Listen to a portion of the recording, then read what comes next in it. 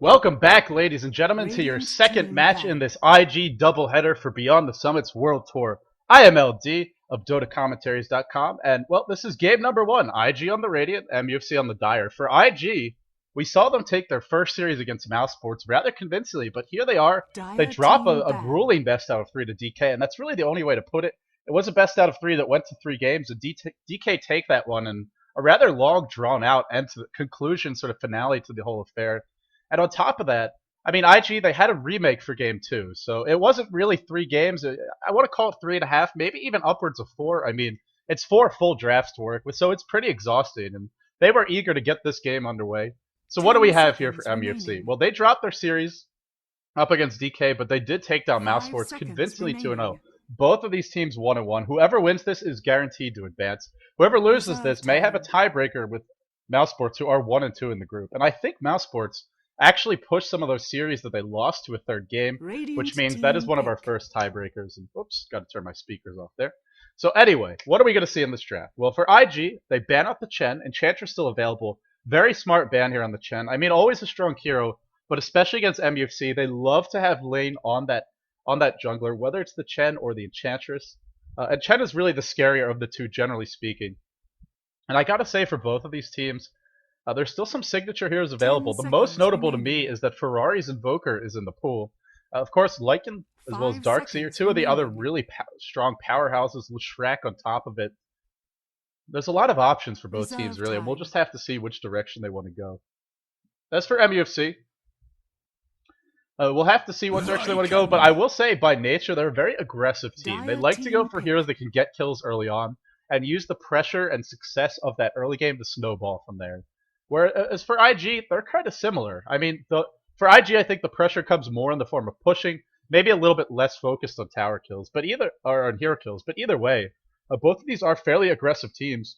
And off the bat, we see a Lycan picked up for IG. There's your pushing power. There's your, if not hard carry, then certainly your big damage deal, that right-click beast. And how will MUFC deal with this? We've seen teams take a variety of approaches to Lycan. In the previous series, MUFC versus DK, we saw a lot of warding to try and shut down the jungle camps. But IG was well prepared for that. Great dewarding from them. They still end up losing that game in game number 3 against DK, but it wasn't because of any warding. It was just because of the mid-game strategy by DK and how well they executed it. So, Darkseer is a great reply here. Surge available, and, well, if Lycan ever tries to chase you, that Surge can help you get away. The other thing to consider is he's got the wall. So if Lycan goes for Vlad's, suddenly your team has a Vlad's. As well as those Lycan arrows to work with, boosting up the damage of those illusions. So it's a pretty scary counter. And MUFC get 2 heroes they love. Darkseer as well as the Invoker. A lot of team fight here, a lot of control, some great chasing, some great escape mechanisms to work with. I am curious, what kind of an Invoker will we see? Generally, 5 seconds remaining. Generally, teams have been favoring the Exhort Invoker as of late. A lot of pings flying out. And I have no mini-map for the moment, so I may have to restart my Dota 2. We'll see if that gets corrected after the draft. Oh, sorry, Leshrac was actually banned. Sorry I missed that one. But, yeah, he's banned out, so Shadow Demon's still available, and that's got to be a hero that both teams have their eyes on. If you give away a Shadow Demon to MUFC, well, it's another great way to do with the Lycan, because Lycan relies on that single target damage, the right clicks, to bring heroes down as quickly as possible. And Disruption gives you one more way to keep an ally alive. Or to just, whether it's disrupting the Lycan, disrupting the allied hero who's taking a lot of damage. And that wastes precious seconds of the BKB. It wastes precious seconds of the ultimate. Of course, the Purge will not be very helpful, since Lycan still runs at max move speed, even when slows are applied to him. But nonetheless, it's more push for IG. They've gone with this already a few times against DK. We'll have to see if MUFC has any success handling it. Enigma to start, and Panda may be the follow-up here. That's what IG preferred last time around. I also want to mention Broodmother's in the pool as well. And I feel that might be a good choice here too. Gives you that real split push combination. Now, the downside to the Brood is you're up against Darkseer, and he can pretty much handle her 1v1 in that solo position. 10 seconds remaining. He's always a strong laner, but if you shut down Brood really hard, that's going to make life difficult. Without the Spiderlings to push, no, it's a Rubik pick instead. So IG, they go for a little bit more of a casting style here, some ganking, some pushing, some anti-push as well. It's a pretty versatile team overall. And we'll have to see for IG. It's been a support Rubik every game. Maybe they'll play it differently this time. Maybe it will be a solo. I mean, they've got 2 heroes who can jungle. They've got one who can offlane in the Enigma. And I'm guessing at least one of these heroes will be in the jungle, which means you're going to have 2 lanes where heroes are getting farm, or at least 10 trying to get seconds that farm remaining. going. Enchantress. And it's the Enchantress for lane. So Radiant MUFC, they team get some real good mid game and team fight, and then they go back. They go back to the Enchantress. This will allow the Invoker to get setups if we're going to see that Exhort build. And it'll also provide you that opportunity to shut down Lycan. And it's something we didn't see in the last few Lycan games was a jungler like Chen or Enchantress can be very potent and difficult and scary for Lycan to deal with, whether he's in lane or the jungle. If he's in jungle, Enchantress or Chen are generally going to dominate him early on. The wolves are scary, but not until you get some levels. Especially Enchantress with her heal and those creeps she takes over. Just so tanky and do so much damage. And remember, until Lycan gets his ult, he can be burst down. I'm talking a lot about Lycan. I think I've said his name about 30, 40 times. Remaining. But that's just the strength of Lycan, is he requires responses from both teams. For the team that picks him, you have to create a good situation for him to get farms, to get levels. And for the team that's played against him, you have to do everything you can to shut him down. So we'll see where MUFC go from here. They've got 2 of their farmers for sure in the Darkseer or the Invoker. They have room for that hard carry. Maybe we'll see something like a Morphling, or an Earthshaker and a follow, give you a support hero to kind of protect that Morphling and some farm up for him. That's certainly here they've run before. Nick being the hard carry, and that is the one thing I want to point out, is I don't think we have Nick's hero just yet. Templar Assassin was banned out, and if you haven't watched Nick before on TA, well, he is a fearsome beast. Definitely rivaling any of the other players who've had success from the Western scene, whether it's been Korok or Sexy Bambo. Nick has been very impressive in this tournament alone with his TA, so that got banned out, but he's still got his choice of heroes. The notable ones would be the Obsidian Destroyer, the Lone Druid, and the Morphling. But the Morphling, again, he's 1 and 3 with it, so he hasn't had too much luck. Though we see Morphling be very effective against Lycan in the past, just because he's so difficult to burst down. And the later and later the game goes, the more that Morphling can just kill those supports quicker than the Lycanthrope can. So we'll see. But MUFC have their options. They're probably going to go for a hero for Nick, and then a support of some kind. The jungler is played by Ling, so that means we're looking at Net's hero as well as Nick's hero for these final 2 picks.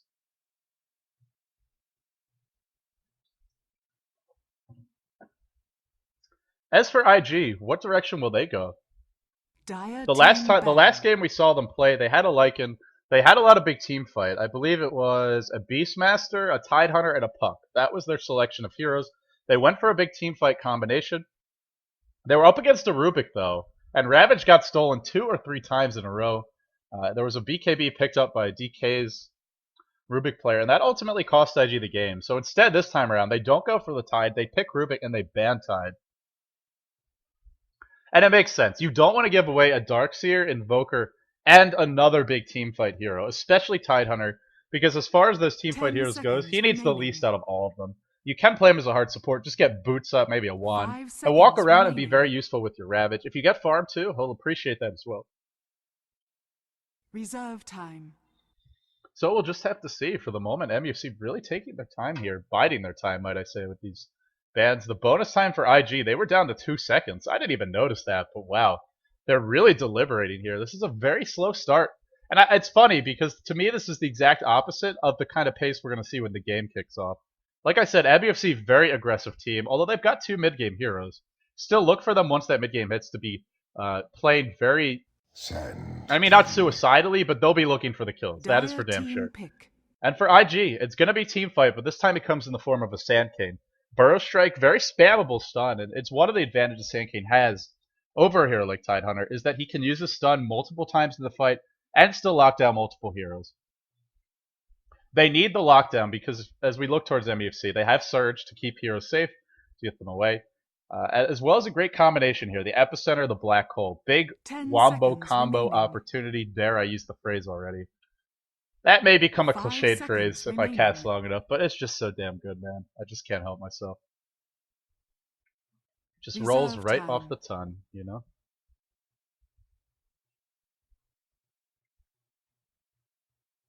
Vengeful spirit. And I am just checking to make sure the stream is still up and running without any issues. Looks like it's okay. And I just noticed someone in the stream chat says, Lycan always lose, and it's funny as hell that you say that, because, yeah, as of late, he is losing a lot, especially in this tournament. I mean, it's not like he's winning 50-50. He's losing almost all of his games. It's a good supporting cast for him. YYF gets his Night Stalker. That's what he'll be playing. And my question is, what is Ferrari going to be handling?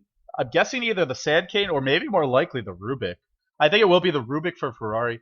YYF and the Night Stalker. We saw it was Joe last time around playing that Lycan. And then Faith as well as Chuan handling the Enigma and the Sand Cane. So they'll be dealing with those initiators. And I guess I'm guessing that means we're going to see a support Sand Cane and a support Enigma.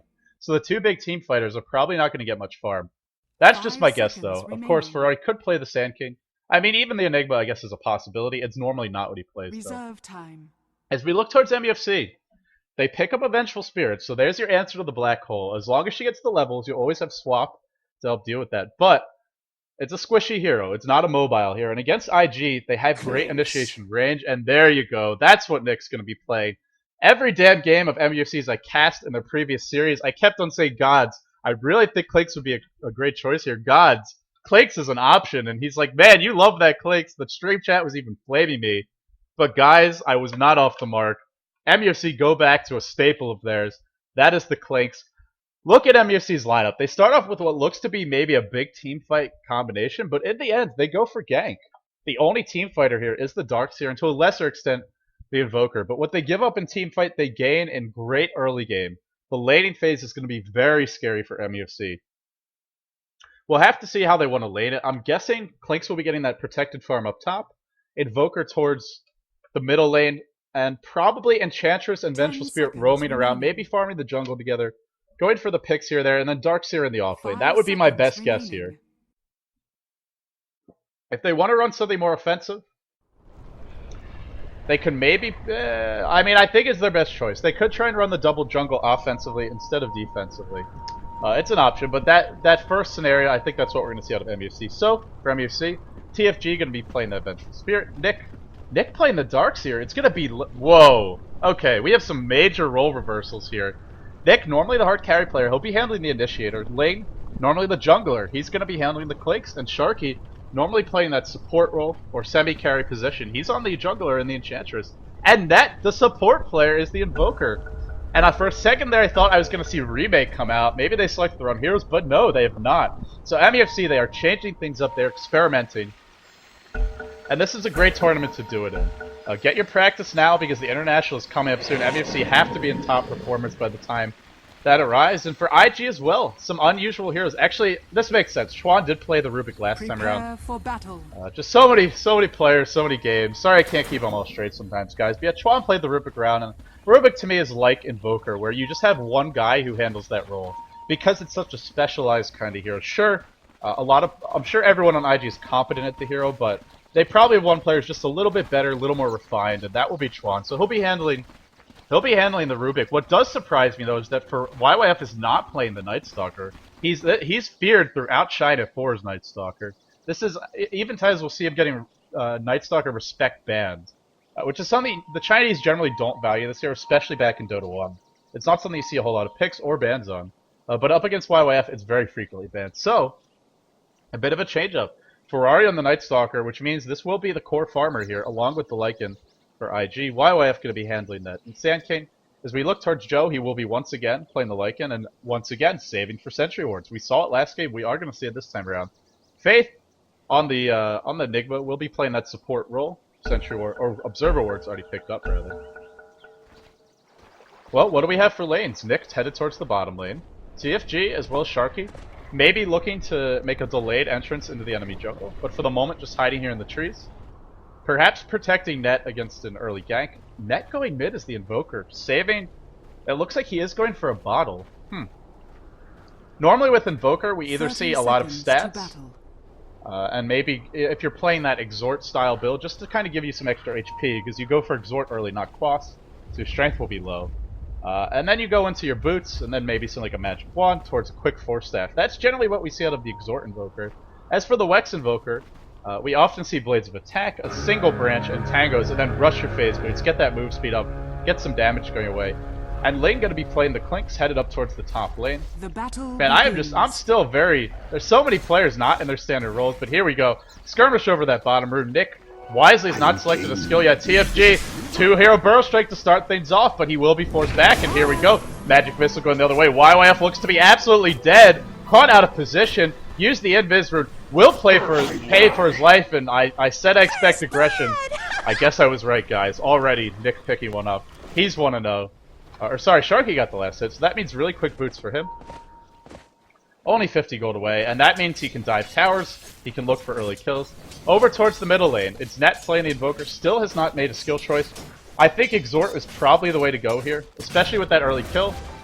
You can look to just kind of snowball off of that, and Exhort very good for harassing Night Stalker out of the lane, outlast hitting him, because as we look at Night Stalker, the base damage, 62, it's very high. Whereas for Invoker, 17 points lower, plus, well, Ferrari doesn't have a Stout Shield, so the harassment will hit even harder.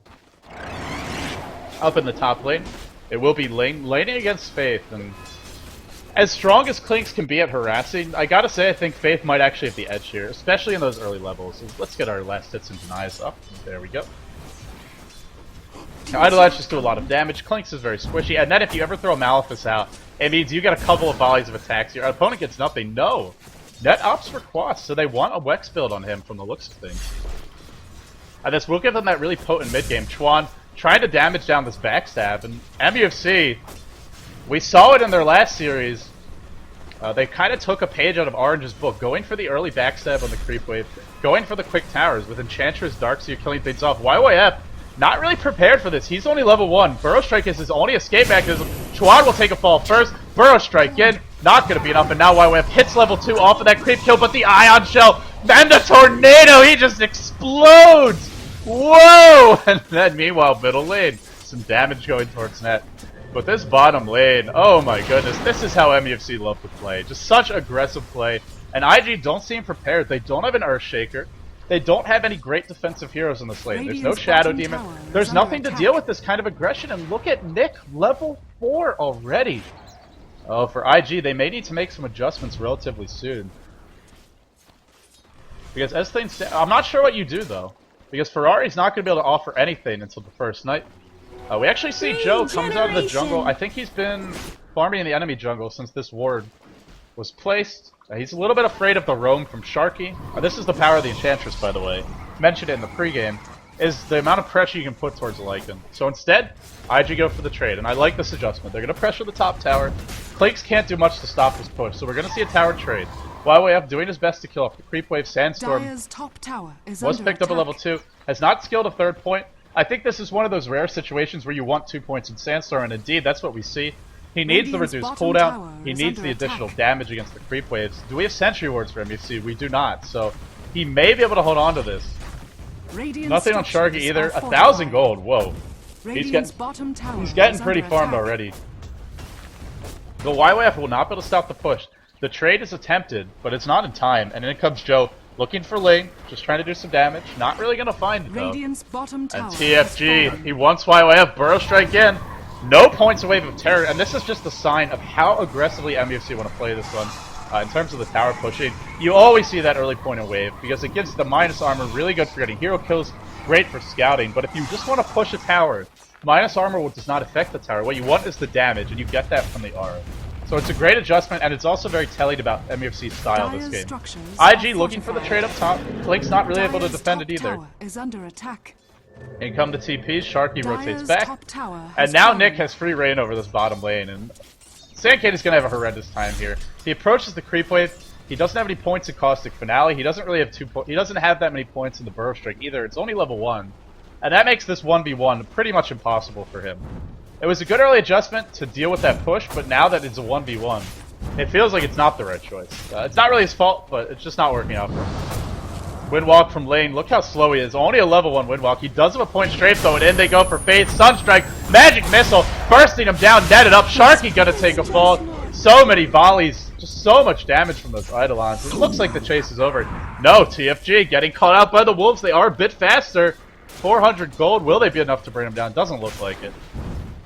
But IG, this will put an end to their push. Enigma dies. And Darkseer played Nick! Oh my goodness, I said he'd have the edge. I didn't think he'd get a kill that deep in enemy territory. Oh, goodness gracious. TP's back to base. And look at the bottom tower, already down to half health. Just in the creeps auto-attacking it. There's no Enchantress creeps here. There's no heroes auto-attacking. That is just pure creep equilibrium working out in your favor. As we look towards the farm, how is IG doing? Because they definitely seem to be behind in terms of the lanes and sort of the overall state of the game otherwise. Well, 21 CS up on the Lycan. That's really about it. 21 on the Enigma as well, but so a lot of those are jungle creeps. And for me, the bigger issue is IG still need a lot of levels. They need a level 6 on Faith. They need some items on him as well. Oh, middle lane, though. It's going to be Ferrari. Centaur is the choice of what to pull back, and I love that choice. But Surge Centaur, oh, man. The Malefice, going to keep him safe for the moment. Surge should be wearing off. Indeed, it does. The constant aggression. There you go. There's your counter initiation. Ferrari gets a kill on Sharky, and Nick is going to be forced back. This is buying time for Ling, though, as he farms top. It's also buying time for YYF. So both teams buying time for their farmers. Sunstrike comes in. Faith takes the fall. The fight was actually not over. Vengeful Spirit dies. Has the boots in the inventory. Great job by her buying those right before she died.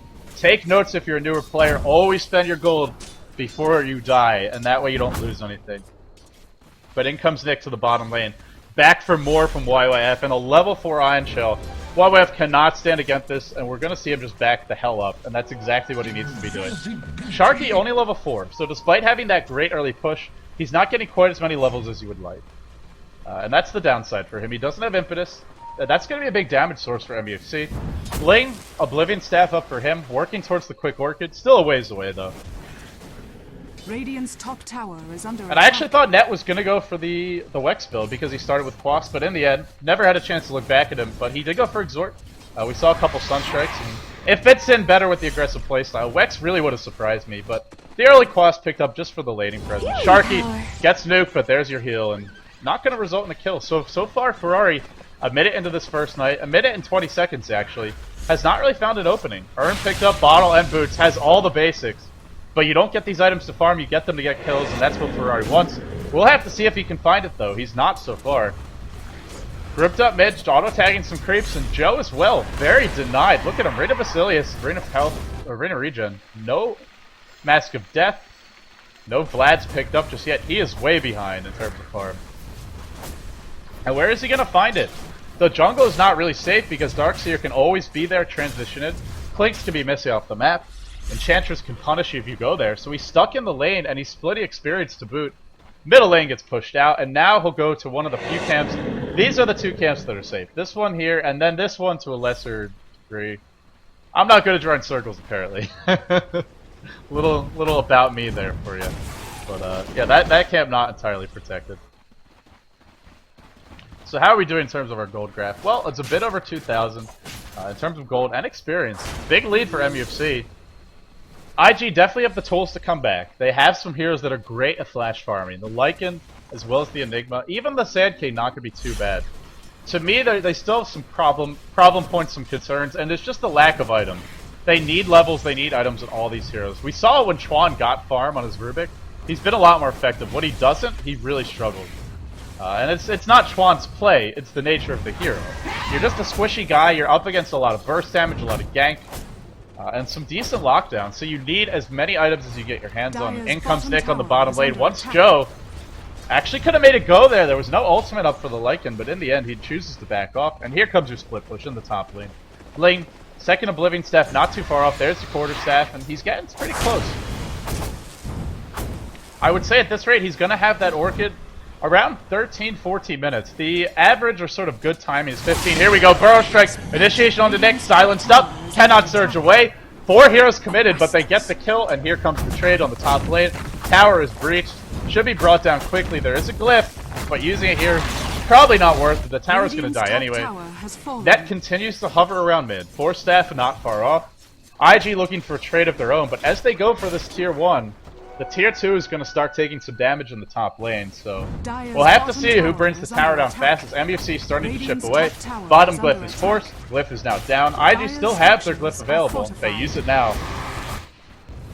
Invoker, the one hero who's just continuing to farm. Tower goes down, not last hit by anyone, so Joe not going to get that quick acceleration.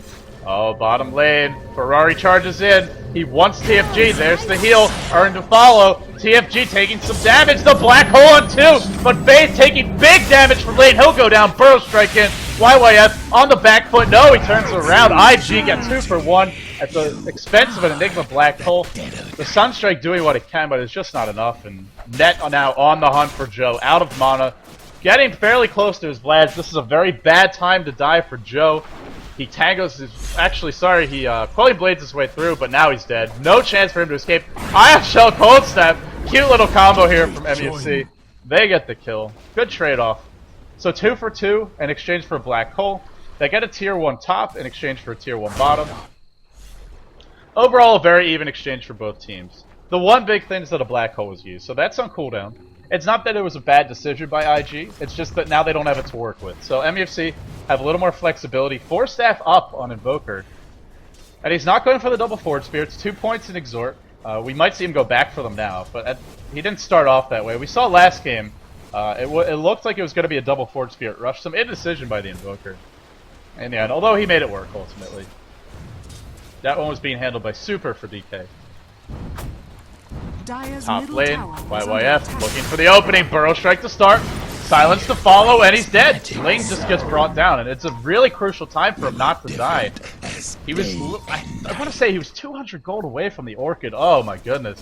Heroes that really are close to core items getting picked off left and right for both teams. Speaking of pickoffs, TFG doesn't have a core item up, but he's dead. Void to start, Malefice to follow, and then comes the Sunstrike. Not going to be enough. This nighttime, I mean, Ferrari had a slow start, but he's still making it work as the night starts to close out here. What is he sitting on in terms of kills? Oh, Cold Snap onto Ferrari. 4-0-3, that's a big streak to add. Will they get it? One more right click does the trick. 345 gold, vacuum in from Nick. Actually, sorry, he's level 10. Oh my goodness, Nick. Going for the dive. There's your salve up on Chuan. Trying to stay alive for the moment. Surged in with the Ion Shell and the slow. Chuan needs to throw it back, but he's got Cold Snap. Couldn't use it. Blocked in by Faith. Oh, a big miscommunication there. Vacuum in as well. Sharky taking the Cold Snap damage the other direction. Ice Wall drop. Faith takes the spill. Plagues joins the fight. Look at the damage on the YYF. And IG just completely caught out. One by one they fall. MUFC just abusing their aggression, abusing their chasing power. 4 staff, I don't even think it was used in that fight, but it was there if Net needed it. On the backs of those kills, MUFC go for tower. The tier 1 slam down mid. All 3 outer towers claim. Creep equilibrium overall definitely heavily in their favor. Let's take a look at the vision. They see everything to about here. As for the Radiant, well, what do they see? Something like that. So pretty limited for them. And the thing is, can they keep these lanes pushed down? I think they can. They have a Sand Cane with his Burrow Strike. No points in Caustic Finale yet. He's got Arcane Boots up, so he can push pretty hard in his own right. Just from Burrow Strike spam, as well as from the Sandstorm. The same for the Enigma and the Lycan. And speaking of that Lycan, the way things are going, it looks like we might see Lycan lose another game. Now it'd be very premature for me to call this game over, but it's not looking good right now for Joe. I mean, 13 minutes in, Shreds, he just has his Vlads. Normally, Vlads at around 8-9 minutes is about the latest you want to see it on Lycan, even if he gets shut down a little bit early.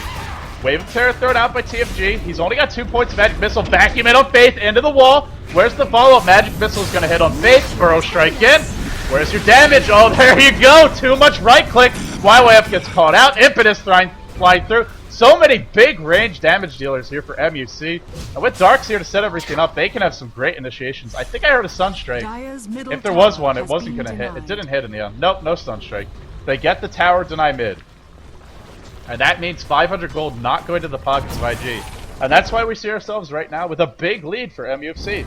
And what are they going to do when they have that lead? It's MUFC, guys. I can tell you what they're not going to do. They're not going to back off. They go for another tower. Immediate aggression. And remember, they're up against the Black Hole. They're up against an Epicenter. This is ballsy play, but they have Darks here to keep them safe. Tagging up in the front lines. Vanguard, 2k gold on him. Ferrari, no ultimate. He just used it, which means the initiator for IG not available. Malefice to start. Surge in. Burrow Strike on 2. Black Hole on 3.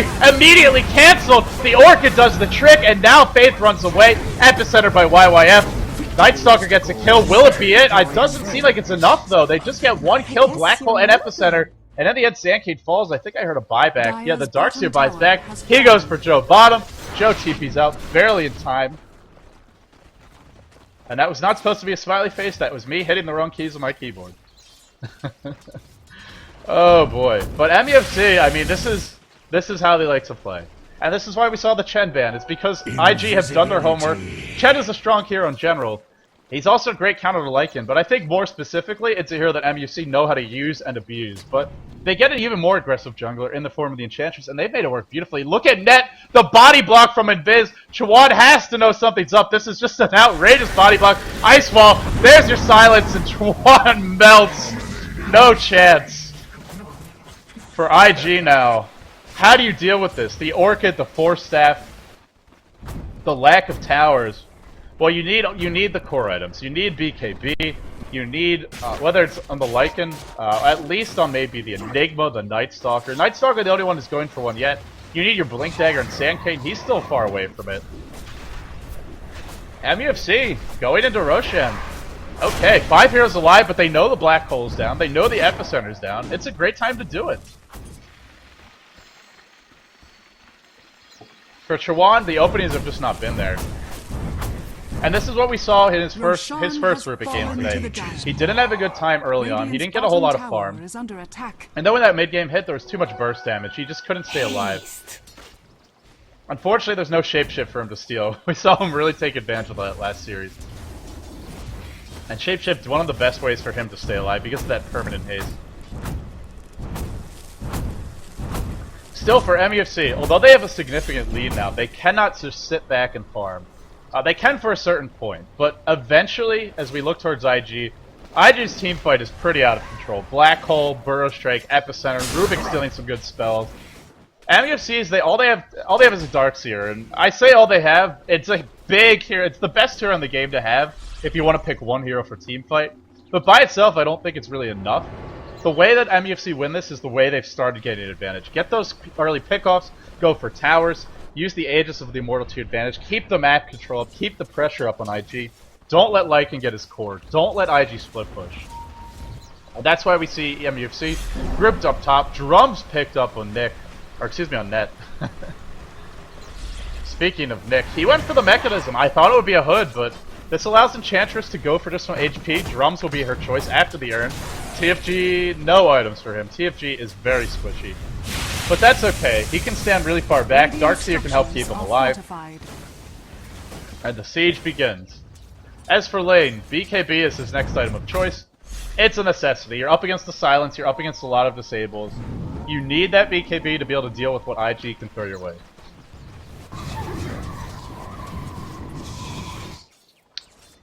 We can see just what a priority MUFC is putting on map control here.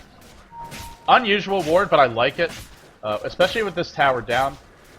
Well, actually, it's even better with the tier 2s up, because then this is sort of the pathway that you take. But still, it's going to spot any rotations into the secret shop, any sort of smoke gank. This is not an uncommon place to smoke around the secret shop area. Sometimes you do a little bit farther back, like here, and that's what we're seeing right now. But there's a sentry ward down. This might be spotted. It's going to be hard, but they got to get Nick. If he gets that ult off, it'll be disastrous. Night Stalker ult is used. He might have telegraphed it. There you go. There's your wall. Burrow Strike in. Nick looking for the damage, so looking to survive rather. Swap in. Epicenter doing the big right click. Black Hole as well. They get Nick. Sharky gets the heal off. Sharky's still alive. Joe wants him. The impetus going for Faith. Gets Faith. Still alive. Sharky will not die. He refuses to do it. And in comes Ferrari. They get the kill. Blinks is not even here. He's pressuring bottom. Joe dropping ever so low to that Wolf Illusion. He takes the fall. Oh my goodness. Chuan may be next in line, but there's the silence on the Net. Net taking a lot of damage. Ghost Wall quickly invoked. Keep in mind, Ling did not participate. He just pushed bottom. And he's going to get some damage on the tower. There's not going to be the TPs in time. Oh, okay, yeah, there is. Sand King TPs in. 1,400 gold on him. I gotta say for IG, that was a good team fight. It would be a lot better if YYF has his level 2 ult. So the next time they fight, he's probably going to have it. And for MUFC, there's no pipe. That's kind of a concern right now. You go for the early mech, but mech is not as good as pipe at dealing with a Sand King Epicenter. If he gets it off, it's trouble. I really thought IG might have blown that gank. Using your ultimate as Night Stalker like that right before you initiate, can telegraph it, but Ferrari waited until the last second, so the timing was pretty good by him and it works out. BKB flying out. Whose will that be? That's for Enigma. Oh, Ling! It's Ling's BKB. Actually, sorry, I was looking at the wrong team's courier. Ling goes down. Alright, was looking. No, was I looking? Oh my goodness. Sorry, missed a kill up top. I think Nightstalker got Sunstrike. He did. No, maybe he just dove. Alright, what the hell is going on with that courier? There's a BKB recipe. Okay, it's just sitting on a BKB recipe. Oh man, I'm sorry guys. But yeah, either way, Blink Dagger picked up. And that will be for Enigma. So Faith going for that big initiation. They're relying on the team fight to carry them through the mid game here. Try to get to the late game off that, as well as Joe with the split push. Mechanism used by Nick. In comes the push in the top lane. How committed are they to this push? Clinks is dead, but they're just gonna siege it. Ford Spirit's doing the damage here. No alacrity on them just yet. Could go for it if he wants to. Chuan has an urn picked up. He got a little bit of HP. The arcane boots as well. Glyph is down. Tower will take a fall. Not going to be denied by Chuan. Surge away by Nick. And MUFC back off. IG will not be happy. Oh no, the courier gets sniped. God damn it. Where did that courier actually die? There really should be like a death notification on the minimap in case you missed those. I'm not sure who killed it either.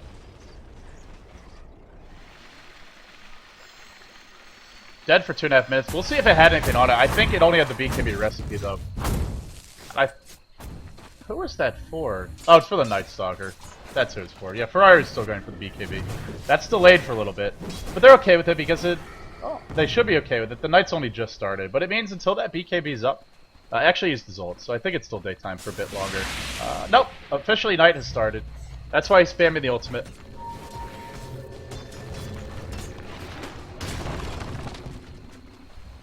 And MUFC seem very content to farm, and it's okay. I'm not saying it's a bad choice, but they really do have to be careful. Clinks is pretty strong in the late game. I mean, arguably the strongest right-click damage hero with max inventory out of any of these. But the thing is, Lycan's going to farm faster than him in general. And so far, Lycan is not actually keeping up, but that will change the more Lycan split pushes. Also bear in mind, Joe's been getting a lot of Ancients, and he's had a really slow start. Lane's got his core up, and now he goes for damage items. Orchid as well as the BKB. The only way to deal with him right now is that ultimate from the Enigma as well as the right-click of the Lycan. And MUFC gonna breach high ground. I thought they were operating against the clouds, but they're really forcing this right now. Do they have their core items up? It seems like for the most part they do. Net in the front lines, pull back in, telekinesis, burrow strike in as well. They want net, but there's your swap. Black hole on all 5! Epicenter from YYF! No burrow strike again, BKB used by Ling. It looks like the perfect setup, but Ling is just murdering everyone. Oh, Joe going for some kills of his own. Carries killing supports. That's what we're seeing right now. Joe still giving chase to Sharky. Sharky should go down. Lane as well. Lane will die. Oh, it's the perfect team fight for IG, and they get 4. The combo is used, and now maybe Joe will die. Void gonna just mini-stun Nick, but he's still chasing with that haste. Silenced up. Joe should go down. No! Body blocked by the creeps. He still gets the kill. Telekinesis pulling him back in. Mech pulling down in 5. Nick likely to go down. There's the surge. The chase continues. He will get away. Nick, the lone survivor. Sounded like Darkseer was having a chuckle to himself there. Is he, though? Is he the lone survivor? He should be. He's got the mech. Yeah, he'll be fine. Black hole on 5 by IG. And that is the danger of going high ground. It's hard. I mean, MUFC not the best positioning there. The thing is, they try to go in to help the Invoker, and that's where they get into trouble. The swap in from Venge, and it was a short range swap because it's only level 9. It's only a level 1 swap. Look at the AoE, 600, or the radius rather. So it's not really. Her position couldn't really have been better by TFG. It just goes back to this Venge needing level 2. And also because the swap was used defensively, they don't have it to deal with the black hole. So right now for MUFC, I thought they were pushing the issue trying to go uphill a little bit. But I think the main thing they need more above anything else is TFG to get level 2 ultimate. So he has at least a chance at getting off the swap. Because otherwise this black hole could be pretty difficult to cancel. All they have, no, they have the vacuum, the silence, and cold snap, I suppose. There's a couple other ways to deal with it, but that's the reliable one, is the swap. We saw while Ling's BKB is up, he is a fearsome force in these fights, but when it ends, he will be brought down very quickly. And that's why you go for raw damage next, is Clinks. You gotta maximize the power of that BKB, because once it's down you get silenced, you get voided, you get burrow strike, Malefice, whatever it is, you will be brought down. BKB also up for Ferrari. The courier has respawned finally. Well, after a big team fight, everyone sort of resets. Fresh wards placed down. But we can see now for MUFC, much more defensive wards. We saw wards over towards the jungle. I want to say, yeah, we saw a ward over here as well. When you lose a fight like that, IG gets to push out all the lanes. And still, they're kind of pushing in, but... I mean, overall, the creep equilibrium a bit better for them. Joe is really lagging behind. Power treads Vlad's. Necro 3, he's got the Necro... Or, sorry, the Necro 2, but he's got the Necro 3 if he wants it. For 25 minutes in, this is not as much as you'd like on the Lycan. And it just goes back to the Enchantress being played by Ling. Or, sorry, not being played by Ling, being played by Sharky. I think I've made that mistake like 5 times already. Always plays the jungler for MUFC. If you haven't watched them before, this would be like Puppy not playing Chen or Enchantress for Navi. It's just something you don't see. But I mean, they're making it work. I don't think Sharky's done a bad job by any means. Not going to continue farming. He's getting close to a Sight Device. That's a big pickup up against IG. Only the one BKB to worry about. Ferrari would not be the focus, the target of choice anyway. This gives them another way to deal with the Black Hole. It gives them a way to deal with the Lycan before he uses his ultimate. That can burst people down. Oh, and you can go for solo kills like Chuan. In comes Net. Not going to force the issue. He does not know where the enemy is. Now, I love this sentry ward here, because when your towers go down early, you do have to worry about those aggressive lane wards. A really smart play all around from IG. They're hanging in there, man. They really are. I mean, as we look towards the top farmers, it is Clinks, it is Darks here. And the gold graph is significant, but we saw IG's potential. And remember, that was a level 1 epicenter from YYF. It's now going to be level 2. In fact, he's hit level 12. Blink Dagger's been up, I believe, and Arcane Boots as well. Level 2 Epi, level 2 Black Hole, the double Blink initiations. And really, these guys don't have to initiate. It should be Ferrari, maybe even Joe in the front line, and then Faith and the Sand King sort of following things up. Chuan's also got himself some farm. 4 staff up for him. So I feel like IG, this 8k gold deficit, it's really not as big as it sounds like. There's big items on the side of MUFC, but IG's, they don't need as many items to really be threatening with their team fight, their AoE.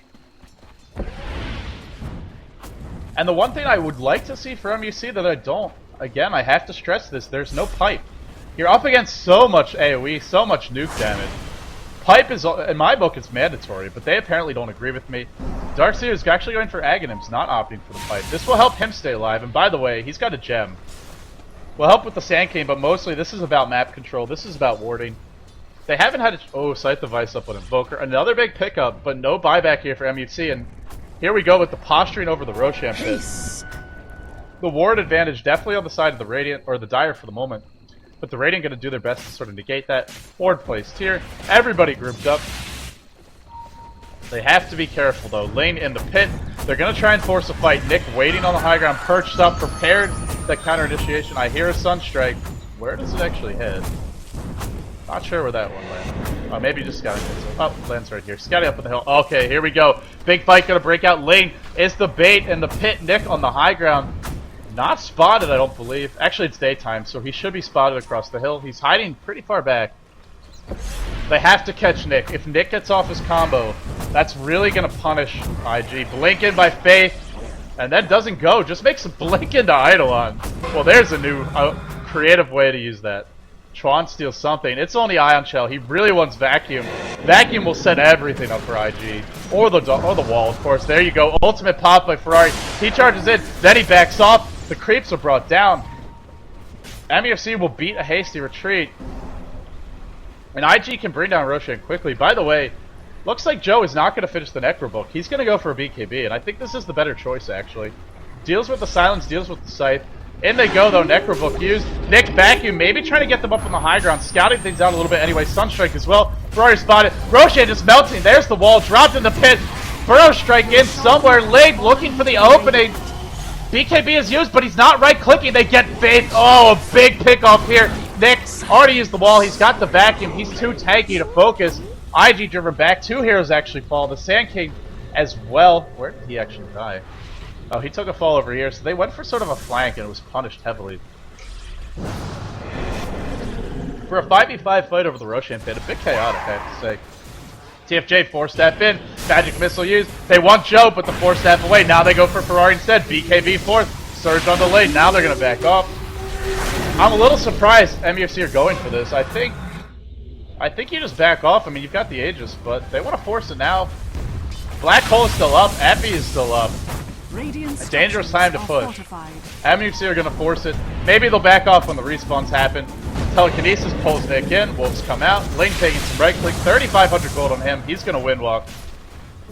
Back off, and well, they do some chip damage, they force a glyph, and then they run, so I like that play. I thought they were actually gonna stay for the racks, and to me that would have been a huge mistake. Tower is under attack.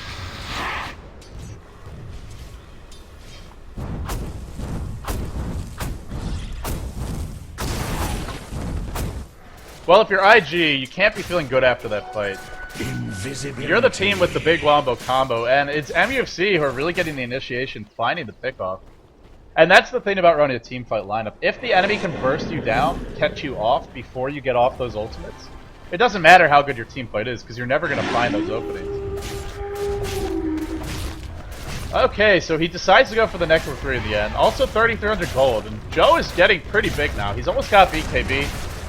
That will give him a lot of answers to MUFC. It really helps with the clinks because you won't be taking the Searing Arrows damage. You won't have to deal with the silence. I talked about the scythe, the magic missile. It's a very helpful pickup. But I don't think it's a total solution. To me, IG, what they really need is a BKB on the Enigma. Maybe a BKB on the Sandkin as well. Or even on Chuan so he can steal something really good in these fights. He's got a gem. Did they actually lose it? Nope, gem's up for both teams. So basically, this is now an agreement that nobody's gonna have wards. If we can't have wards, well, you can't either, man. You can't either. So, ward wars it is.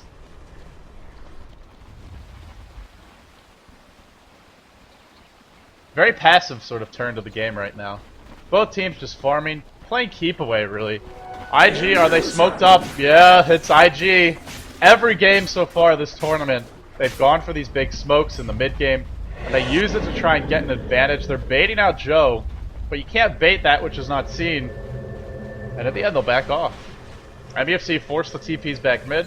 And if MUFC want to just back off, I think it's well worth it. Force some TPs. The split push still coming for Faith. He'll be the next one back. And uh-oh, big fight brewing. Big fight brewing. Chuan reveals the smoke. The jig is up for him. Faith is still smoked. Nope. He gets revealed too. No surprise here. Tower's gonna force step in onto Chuan. Who actually did that? Oh, he forced that himself in. Tower is denied, but I mean, losing your tier 3, that makes it much easier for MUFC to go high ground. Honestly, I think you hold on to that. No, Glyph was down, so maybe not. Okay, Joe in the front lines, pulse snap to start, Burrow strike in. They want that telekinesis. There's the wall on everybody. YYF searching for an opening. Magic missile catches him off. Blink dagger disabled. No epicenter. Black hole on several. BKB for everybody. And Faith running for his life. Ling also running for his life. Everybody running for their lives now. It's hard to tell who's really getting the advantage here, but I guess MUFC are 3 heroes picked off. It looks like a decent fight. A wall on 5. No follow-up. IG, Black Hole. No epicenter needed. They win the fight in a big way. Clicks, even with the BKB, just could not deal with the Lycan's right clicks. Could not deal with the Black Hole. And do they have buyback? That's now the question. Current gold. Sand King. Oh, that's the Radiant side. Let's look towards the Dire. No buyback. Oh, just the Enchantress. Oh no. 20 said they're gonna lose Rex. There's no question about it. These Rex are dead. And when the Rex go down, the enemy team is Lycan, they have Enigma, they have so much great pushing power. They're gonna control the Roshan pit, they're gonna have that map advantage really. Even if the respawn, even if they respawn in time. Oh, they're not going to. In fact, will IG turn 2? Will they make this a double play and go for another lane of Rex? I think they might be able to, but they're gonna play it safe and back off. Go for the top tier 2 instead. Radiant's bottom tower is under attack. In comes the rotation.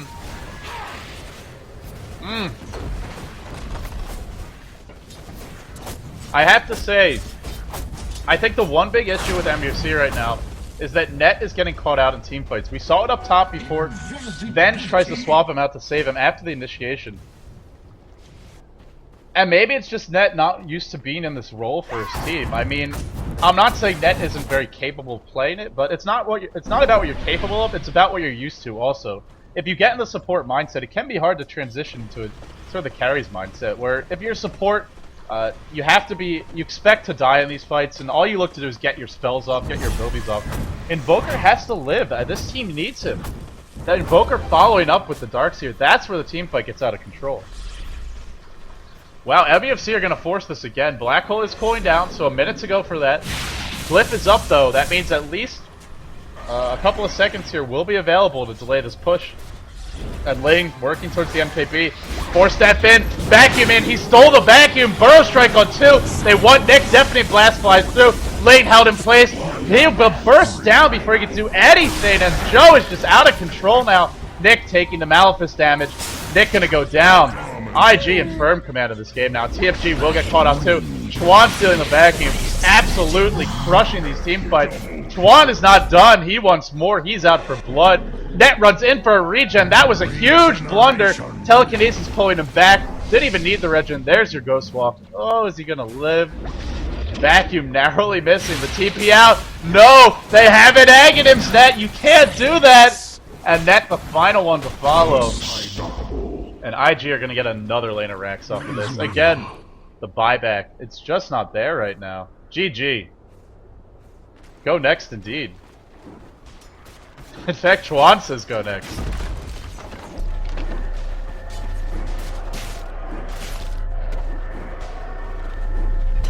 Well, I gotta say, ladies and gentlemen, MUFC played this perfectly to start the game off. They didn't make a single mistake. I feel their one big blunder was the team fight that we saw up top. And particularly, I think it was just forcing the issue. They didn't really build their team for that super aggressive push. They built their team for kind of the ganking, the split pressure, the smaller scale engagements. And then they forced the big fight. IG get one big team fight. Epicenter Black Hole. And that's all it takes. That's all she wrote for MUFC. From there was just no looking back. IG they play to the strengths of their lineup. They find the openings. They force some mistakes of MUFC. MUFC also make those mistakes on their own. And ultimately, it's IG who take game number 1. If IG win this series, they will be 2-1, and that will make 2 Chinese teams 2-1 in the group. MUFC would drop to 1-2, and then we'd have a tiebreaker between Mouse and MUFC to see who advanced. But that's all ahead of us because we have game 2 coming up soon. I am LD of dotacommentaries.com. We'll be coming back with game number 2 momentarily, so if you want to catch that, don't go anywhere, guys. Don't you dare leave those damn seats. I think this game 2 is going to be a little bit even more exciting. I have a great feeling about it. But for now, this is LD, signing off.